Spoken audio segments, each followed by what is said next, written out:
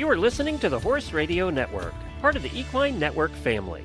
Greetings, everyone. Coach Jen here, and thanks for tuning in to Horse Tip Daily, episode 1618.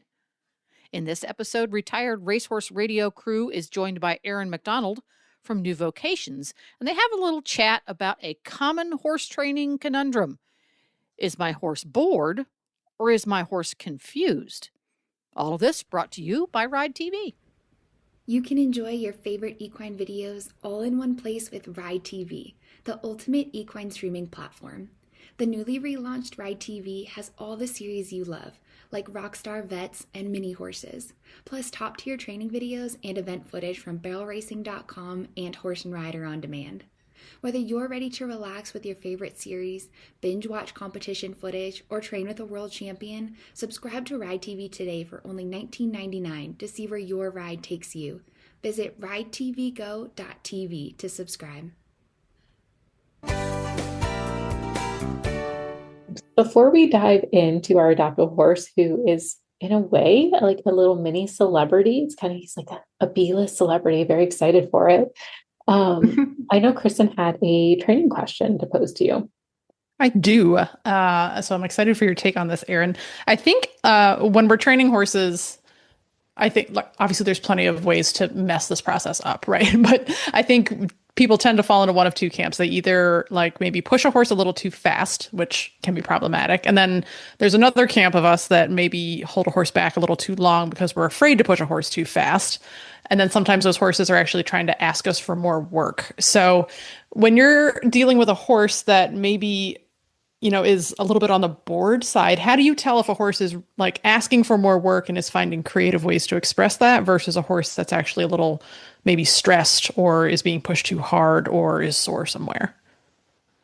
Yeah, so I think the biggest difference between those two situations would be that typically a horse that's communicating that maybe they're struggling or sore, there's maybe a pain response there, you're always going to find that there's a level of anxiety. And when you go to ask them to do their job and take a step further in their training, there's always going to be, it's met with kind of this angst, where a horse that typically is maybe getting a little bit bored in their training, it's going to be maybe a little bit more playful feeling.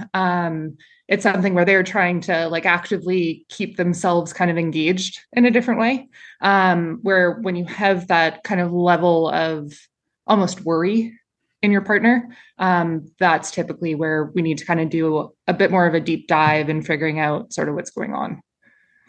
I think that is the probably simplest, but also most encouraging take on that I think I've ever heard. My horse in the spring is very prone to some shenanigans, and every spring I'm like, is it because you're sore? And there is no angst. Yeah. There is only confidence and swagger, which is now reinforcing to me that, yeah, he's maybe a little bored after a winter off and wants to kick up his heels. And I feel like we're all going to die. So, but so I'm like, no, there's no running going on here. But yeah, that the lack of angst, I think that's so key. And it's such a nice, simple way to put it, but really sums it up well. So I love that. I mean, honestly, I think in training horses, let's try to keep it as simple as we can. We can complicate things, overcomplicate things. And I think just taking a step back and just trying to look at it in just a very simple scope. I think that's something that would feel, there's obviously always going to be factors, but I feel that feels like a pretty straightforward way to look at it. Yeah, for sure. I'm a grade A overcomplicator. I don't know. Joy, how are you? Joy is probably a little simpler approach than I am, but I like that response. I'm going to record that and keep it in my head next time. I honestly think I take a similar approach to Erin of what does the energy feel like? If it is more anxious, combative, or, just kind of seems more high strung. I tend to lean towards let's check, is this a saddle fit issue? How are our feet? I like to just do that health review first.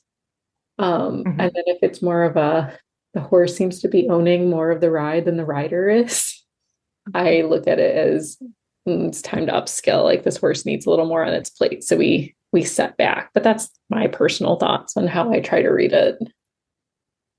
Nice. I like it. All right, cool. Well, that is a much I like that simple approach.